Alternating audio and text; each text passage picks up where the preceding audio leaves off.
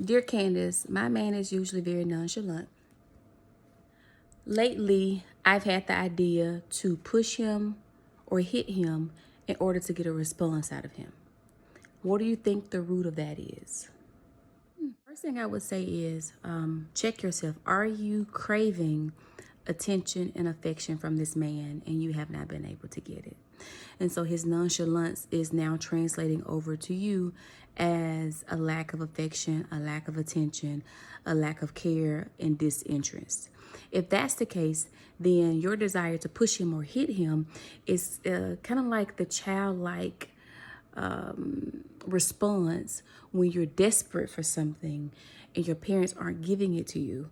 And so you decide, if I can't get positive affection and attention from my parents, then I'll go over into doing something negative, doing something bad, because negative attention is better than no attention. The second thing, you might just be craving to know more about him.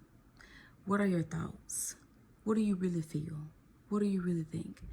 Men are not very detail oriented, usually.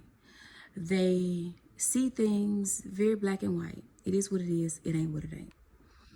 If I like it, I told you I like it. If I don't like it, I tell you I don't like it. If it bothers me enough, I tell you it bothers me. If it don't bother me enough, I ain't gonna tell you it bothers me. It's just simple. A lot of times we women think that they're thinking more things than they actually are thinking, and because we want to know them, we want to connect with them.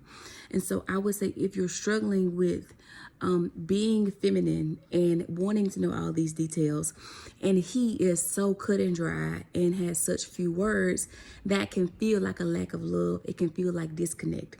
So I would say find somebody that can help you guys learn how to communicate in each other's language, because there is a barrier there. It's like if I was speaking to someone who speaks Spanish only and I speak English only. There's a language barrier, and the only way we're going to be successful and have connection is if we get somebody to help us learn each other's language.